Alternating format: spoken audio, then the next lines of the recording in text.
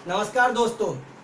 देखिए, जैसा कि आपने देखा था छात्र आंदोलन हम लोगों ने किया था। चौहान सर का मैं स्पेशल थैंक्स करना चाहूँगा। Dinesh Chauhan sir, Ram classes, maths classes या राम सर की, उनका मैं थैंक्स करना चाहूँगा। और जितने भी हमारे शिक्षक साथीगण बच्चों के साथ उस आंदोलन में डटे हुए थे, लगे हुए थे, बच्चों को ढाढ़स बंधाए हुए थे कि सीएम सर हमसे मिलेंगे।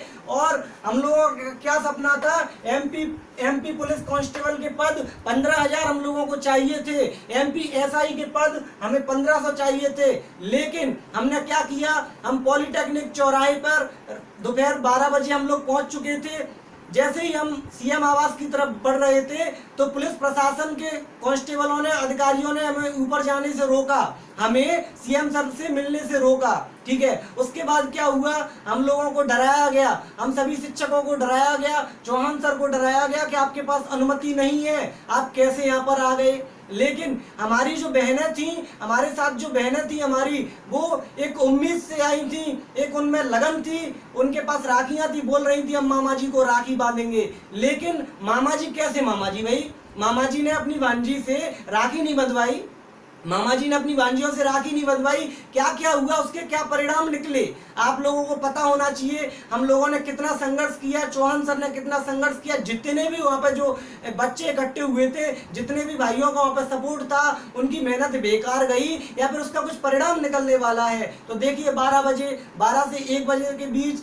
सभी वहाँ पे अधिकारी आते रहे, कांस्टेबल आते रहे, प्रशासन हमें डराता धमकाता रहा, सोशल डिस्टेंसिंग, कोरोना और भी तामझाम। लेकिन हमारे जो बच्चे थे बड़े साहसी थे, बहनाएं थी बहुत साहसी थी, वहां से एक कदम भी पीछे ना हटने का निर्णय लिया गया। और हमने रविंद्र भवन के पास में हमने क्या किया, धरना दिया। हम अपनी एक जिद पे अड़े रहे कि हम सीएम सर से बिना मिले नहीं जाएंगे। फिर उसके बाद ऐसे ही घटनाक्रम चलता रहता है। 1 बजे क्या होता है, सीएसपी मैडम आती हैं, सीएसपी मैडम से हम सभी की बात होती है, चौहान सर एक डिसाइड करते हैं कि चौहान सर को अंदर भेजा जाता है। और हमारे साथ जो बहनाएं थी उनमें से 3 या 4 बहन और चौहान सर अंदर जाते हैं, उनको बोल के ले जाया जाता है कि सीएम सर से आपकी मीटिंग करवाएंगे, आपका जो ज्ञापन आपको सौंपना है सीएम सर को हम उसको दिलवाएंगे।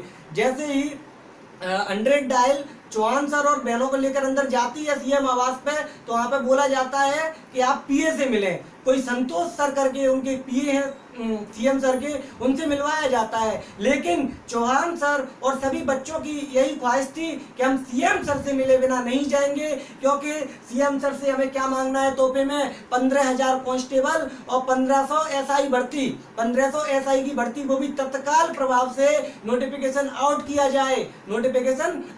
जाए, और फॉर्म भरे जाएं। क्योंकि हम पिछले 3 साल से देख रहे हैं कोई वैकेंसी नहीं आ रही है। 3 साल से हमें क्या दिया जा रहा है, झुंझुना।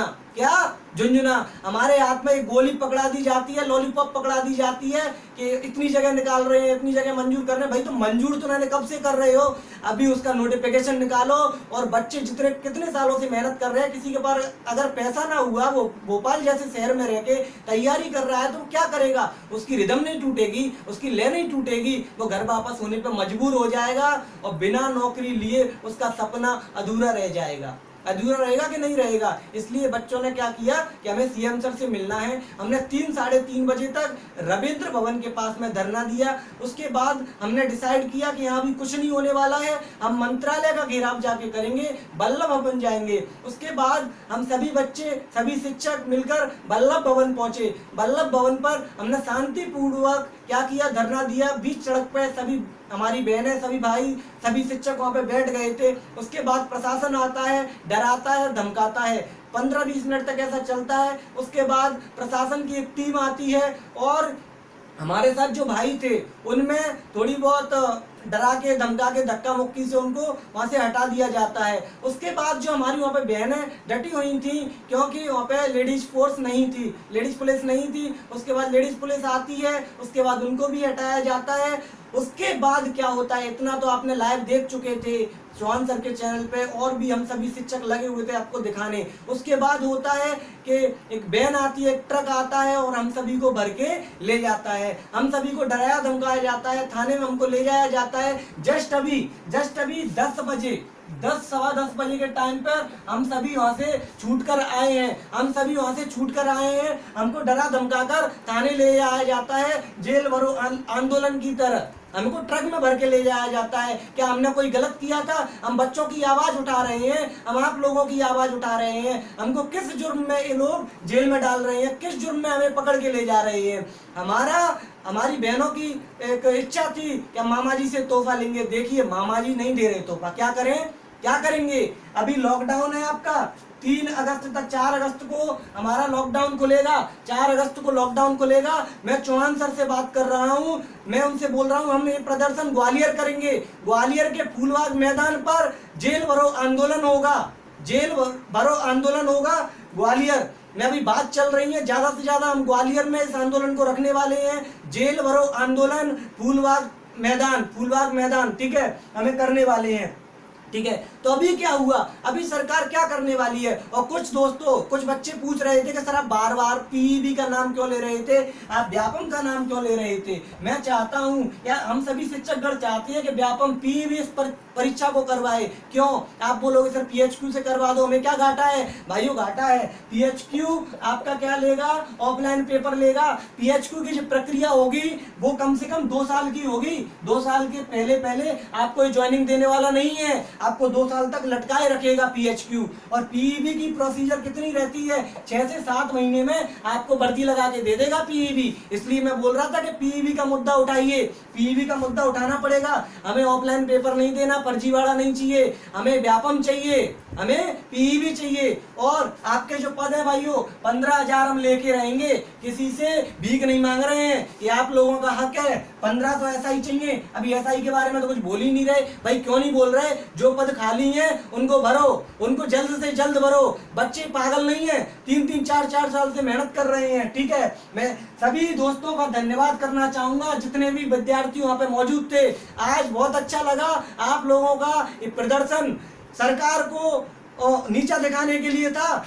सरकार को शर्म करनी चाहिए कि बच्चों की आवाज को दबाया जा रहा है, प्रशासन हमें डरा रहा है, हमें गाड़ियों में भर के क्यों ले जाया जा रहा है। देखिए आज हमारी कमी थी, कम बच्चे थे, और ज्यादा बच्चे होंगे। नेक्स्ट प्रदर्शन में बोल रहा हूँ ग्वालियर फूलबाग मैदान पर बहुत खतरनाक होने वाला है। लॉकडाउन हटने दीजिए। एक बहुत ही अच्छी शायरी अभी देखिए, हम जिएंगे और मरेंगे वैकेंसी तेरे लिए, हम जिएंगे और मरेंगे वैकेंसी तेरे लिए। देखिए मैं आप सभी दोस्तों से हाथ जोड़कर निवेदन है, जितने भी हमारे भाई बंधु, हमारे शिक्षकगण जितने भी हैं, अपने बच्चों को ले लेकर टीमों को साधिए और WhatsApp group, Facebook, Telegram, lockdown खुलने के बाद तक आप इतनी मजबूत टीम बनानी है चौहान सर के नेतृत्व में, दिनेश चौहान सर के नेतृत्व में इतनी भयंकर टीम बनानी है कि सरकार मजबूर हो जाएगी 15,000 कांस्टेबल और 1500 एसआई पद देने के लिए। क्या करना है? टीम बनानी है, प्रदर्शन करने हैं, सरकार को उनके घुटनों पर बैठाना है, ठीक है। मैं सभी दोस्तों का धन्यवाद करूंगा। आपको कहानी पता चल गई क्या हुआ था। हमारे साथ धोखा हुआ था, प्रशासन ने हमें डराया, हमें भर के ले गई। अभी 10:15 पे हमें छोड़ा गया है। जस्ट आके मैं आप लोगों को बता रहा हूँ, ठीक है। अपन को ये चाहिए, आप अपनी टीम बनाइए, टीम बिल्कुल कमजोर नहीं होनी चाहिए। हम इस बार रोड का घेराव करेंगे, सिंधिया जी के बंगला का घेराव करेंगे। सिंधिया जी ने क्या बोला था कि मैं सड़कों पर उतरूंगा। श्रीमान जी, महाराज सिंधिया जी, आप आइए, सड़कों पर मत उतरिए, आपकी खुद की सरकार है। हम आपसे अपना हक मांग रहे हैं, बच्चों के लिए हक मांग रहे हैं। जल्दी से जल्दी इस नोटिफिकेशन निकालिए। दोनों के नोटिफिकेशन तत्काल प्रभाव से निकलने चाहिए। मामा जी, मैं आपको भी एक संदेश देना चाहता हूँ, इन कामों को जल्दी कीजिए। हमारे दादा नरोत्तम मिश्रा जी दतिया, ध्यान रखिए, बच्चों का ख्याल रखिए। मुरैना से बच्चे आए हुए थे, हमारे यहाँ से, ग्वालियर से आए हुए थे, दतिया से भी बच्चा आया था, छतरपुर से आया था। इस प्रदेश भर के कोने कोने से बच्चे आए थे। आप लोग क्यों सो रहे हो? क्या आपके पास 5 मिनट का समय नहीं था हमसे मिलने के लिए? क्या आपके पास 5 मिनट का समय नहीं था? आप कांग्रेस के विधायक को ले जा रहे हो, बैठे हो, कुछ भी कर रहे हो भाई। हमारे लिए, बच्चों के लिए आपके भांजा भांजी आए हुए हैं, उनसे मिलने के लिए। मामा जी 5 मिनट का समय तो बनता था। आपकी गाड़ियां, वहां से आपका काफिला निकल रहा था। हम सभी भांजे भांजी इसी एक नियत के साथ देख रहे थे कि आप लोग हमारे यहाँ आए, हमसे बात करें, हमारी कम से कम इच्छा तो जाने इतने सारे आपके भांजे भांजी क्यों खड़े हैं। सिर्फ एक ही कारण है, 15,000 कांस्टेबल दे दीजिए, 1500 एसआई दे दीजिए, वो भी देना नहीं है, तत्काल प्रभाव से नोटिफिकेशन निकालो, फॉर्म भरवाओ। हमें आश्वासन नहीं चाहिए साहब, 3 साल से 4 साल से आश्वासन ही देख रहे हैं, आश्वासन नहीं चाहिए, तत्काल प्रभाव। एक मेन पॉइंट सभी बच्चों को बता दूं, पीईबी से परीक्षा करवानी है सर, पीएबी से परीक्षा करवानी है। पीएचक्यू कम से कम 2 साल तक ज्वाइनिंग देने में टाइम लगाएगा, फर्जीवाड़ा भी हो सकता है, कोई गारंटी नहीं है, ऑफलाइन पेपर है।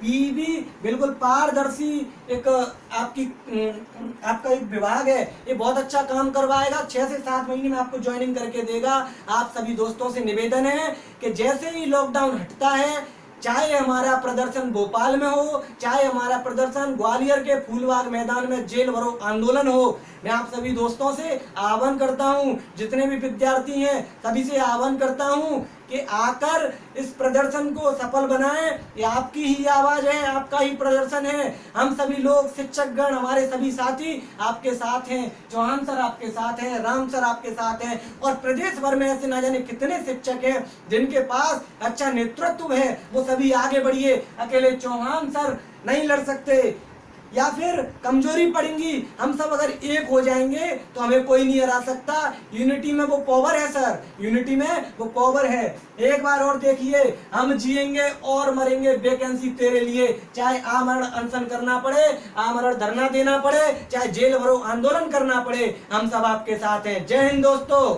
जय भवानी।